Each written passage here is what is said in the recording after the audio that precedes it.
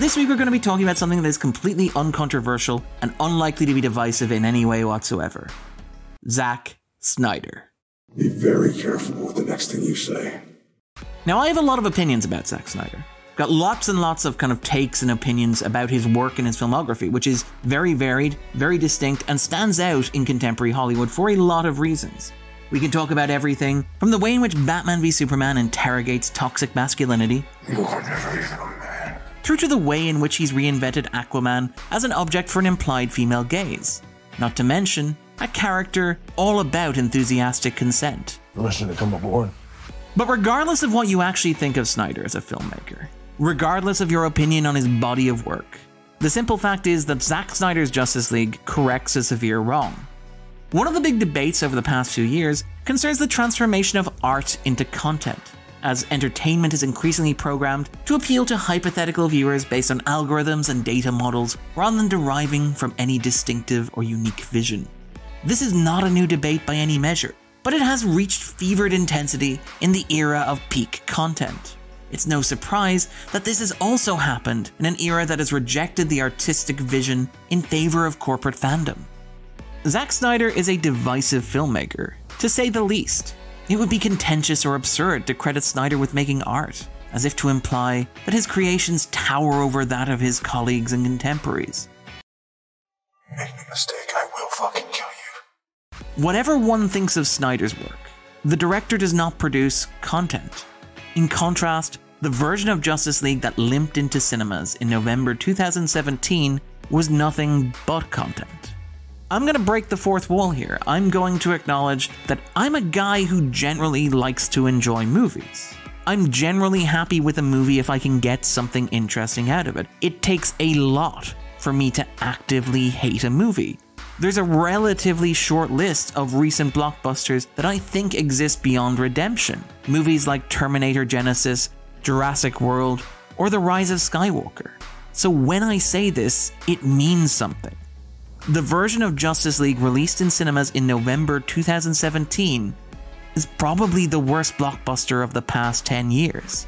Not necessarily for what it is, even though it is an unstructured mess with several questionable elements, but because of what it represents in terms of how and why we make these films. The details of Snyder's departure from the project have been replayed so many times as to be barely worth revisiting. For those who want a quick recap, Snyder was hired to direct the Superman reboot at Warner Bros., which would eventually evolve into Man of Steel.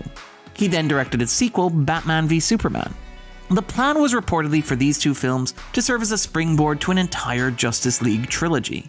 However, like so many other companies trying to launch a shared universe, Warner Bros. Saw their plans run aground. Man of Steel was commercially successful, but critically troubled. Batman v Superman made over $100 million in profit, but failed to make the billion-dollar mark that serves as a modern threshold of success for these sorts of projects at this level. Beyond that, critics were scathing in their assessment of the film. The film became a pop culture punchline. Martha! Why did you say that name? And provoked a somewhat extreme reaction from certain fans online, with some even arguing that the film was, and I quote here, a crime against comic book fans. Confronted with this reaction, Warner Bros. Panicked. They immediately began courting internet journalists, assuring them on set visits to Justice League that the film would be a more conventional project, that it would go, and this is another revealing and direct quote, full Marvel. In March 2017, Snyder and his family suffered a tremendous personal tragedy when their daughter Autumn took her own life. In May 2017, Zack and Deborah Snyder stepped away from Justice League to be with their family. In hindsight, Snyder would concede that they effectively lost their will to fight with the studio over the version of the film that they wanted to make. Warner Bros. Used Snyder's departure as an opportunity to replace him with Joss Whedon. Whedon had been one of the chief architects of the early Marvel Cinematic Universe. He had directed The Avengers, which had become a model for studios hoping to build their own shared universes. Whedon had parted ways with Marvel Studios over arguments concerning Age of Ultron, but Warner Bros. Were happy to have him on board. They'd even hired him to punch up the script while Snyder was still directing. To say that Whedon's work on Justice League was troubled is something of an understatement. Actor Ray Fisher would later accuse Whedon of gross, abusive, unprofessional, and completely unacceptable behavior on the set. Gal Gadot had her own experience with Whedon, which she described as not the best. Warner Bros. Would subsequently launch an investigation that would take vague and unspecified remedial action. Meanwhile, Fisher would be removed from the upcoming Flash movie. After Fisher's accusations, actor Charisma Carpenter would come forward with her own account of Whedon's earlier unprofessional behavior towards her on the sets of Buffy the Vampire Slayer and Angel. Other performers backed her up. Whedon's work on Justice League was the very definition of hack work. He literally hacked the movie into shape. Warner Bros. CEO Kevin Tsujihara had reportedly insisted on a runtime of under 2 hours, and the bulk of the movie was restructured around that instruction. There are moments in which Whedon's Justice League is staggeringly passive-aggressive to the director that he replaced, a man who recently lost his daughter. The writing and directing credits are laid over a homeless man with a sign reading, "I tried." Newspapers with headlines providing an account of the climax of the previous movie are seen lining the bottom of a birdcage, as if to suggest that's the only purpose for which they are fit. Whedon's Justice League radiates contempt. Contempt for itself, contempt for the people who worked on it, and contempt for the audience watching it. It's a stunningly lazy film. The theatrical cut of Justice League was very clearly and very aggressively restructured to emulate the model that Marvel Studios had employed with their movies, particularly the use of ironic reference and attempts at awkward banter. Characters cannot get over how tall the villainous Steppenwolf is. I'm afraid of bugs and, guns and obnoxiously tall people. Jesus. He is tall. Lines from the previous movie are replayed as ironic punchlines. Tell me, do you bleed? Tell me, do you bleed? Oh, something is definitely bleeding. Watched 4 years later, Justice League illuminates one of the core cultural fault lines of the past decade. There's been a lot of debate about the impact that Marvel Studios have had on the pop culture landscape, and it's easy to read that as a reflection on the films themselves. Indeed, many Marvel fans tend to get quite protective when directors and critics discuss the mechanisms of the business around the movies. These aren't criticisms of the movies themselves. Many of those films are great and beautiful and fantastic. These criticisms and concerns are more a reflection on how Marvel Studios has warped the cultural landscape around itself, its model of film production becoming ubiquitous and inescapable. It makes sense that other studios would want to make movies in the way that Marvel does. However, that also ignores the fact that the reason that Marvel succeed is because they are the best at making movies in that fashion. This isn't just a problem with Justice League.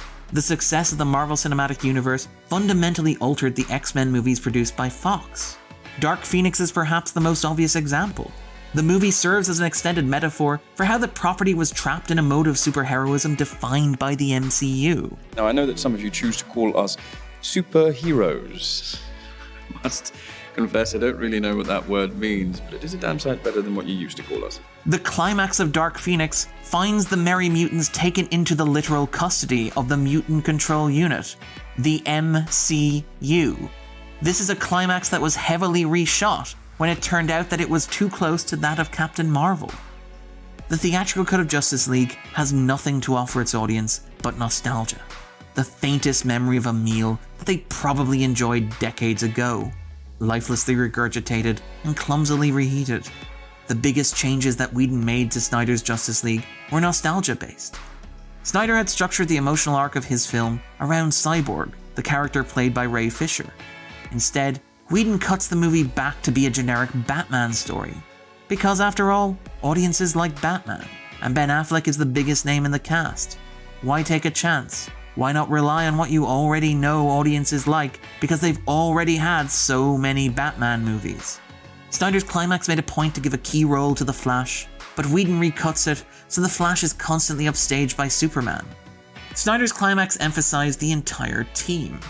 Whedon's climax assured nostalgic audience members that Superman was all that had ever counted. Whedon even goes out of his way to dress Superman back in his iconic blue and red outfit, whereas Snyder had chosen to put Superman in his black and silver costume following his resurrection arc in the comics. This nostalgia is obvious even listening to the score. Whedon had replaced composer Tom Holkenborg with Danny Elfman, who peppered the score with nods to his own theme from Tim Burton's Batman, and John Williams' score from Richard Donner's Superman, in order to tickle the audience's nostalgia receptors. Elfman recalls that this was an explicit instruction from Joss Whedon. If this is something that fans recognize, it must be good, right? The theatrical cut of Justice League invited fans to gorge themselves like pigs at a nostalgia trough. Box office metrics do not correlate to quality, but it was still at least somewhat satisfying when the film earned less than either Man of Steel and Batman v Superman, reportedly even failing to turn a profit. Its failure may even have saved Warner Brothers, perhaps reinvigorating the company's interest in bold and distinctive takes on its heroes. All of this might explain why the reception to Zack Snyder's Justice League has been so different in tone to the reception of either Man of Steel or Batman v Superman. Rather than trying to copy a model that works for a different company or blindly invoking the fan memory of earlier projects, Zack Snyder's Justice League foregrounds its director's distinct sensibility. It is a Zack Snyder movie. The HBO Max screening even opens with a title card informing viewers that it exists in the IMAX ratio because that's how Zack Snyder wants it to be seen. The title even includes the director's name, like a signature. Zack Snyder's Justice League arrives at a time when this sort of boldness is rare in movies on this scale, and it wears it proudly. The critical response to Zack Snyder's Justice League has largely been more positive than it was for the earlier movies. However, some of these are outright raves. Matt Zoller-Zeist argued that Zack Snyder's Justice League is the kind of brazen or tourist vision that Martin Scorsese was calling for when he complained rightly that most modern superhero movies don't resemble cinema as he's always understood and valued it. Robbie Collin described it as the last word on Hollywood's comic book blockbuster phase, however many more years the industry manages to wring out of it. Owen Gleiberman suggested that the film achieved a genuine sweeping transcendence, matched by few other entries in the genre. Personally, I wish I felt that enthused by Zack Snyder's Justice League. It's a bold and fascinating film, by turns thrilling and sweeping, but it's also one burdened by an excess of exposition and occasional forays into gratuitous fan service. It is a movie that feels significantly less provocative and striking than either Man of Steel or Batman v Superman. Still, that change in tone of critical response to the idea of a director's strong and distinctive vision is both welcome and heartening. Zack Snyder's Justice League is personal in a way that few movies at that level are allowed to be anymore. It closes with a dedication for autumn. At one point, as the Flash and Batman drive out of a scene, the screen is taken up by a gigantic billboard for the American Foundation for Suicide Prevention, the charity for which Snyder and his fans did a lot of fundraising. The film's closing credits include Alison Krauss's rendition of Leonard Cohen's Alleluia, derided by some commenters when it was used in the film's trailer, but which was played at Autumn Snyder's funeral. At its core, Zack Snyder's Justice League is a story of a man seeking belief in transcendence. Batman continually positions himself as a character who believes in the rational world, but who longs to believe in transcendence in a world of gods and demons. Alfred, for once, I'm operating strictly on faith, not on reason. All of this footage was obviously shot before the tragic passing of Autumn Snyder, but it's hard not to feel it inflected in the edit. There's something very personal and very intimate amid all this spectacle and scale. Whatever its flaws, for whatever reason it was commissioned, even if AT&T just wanted this to fill a gap in their schedule between the release of Tom and Jerry and Godzilla vs. Kong, Zack Snyder's Justice League is more than mere content. In an industry where content is often treated as an end worthy of itself, it's refreshing to see a mistake undone. I've been Darren Mooney, and this was In the Frame.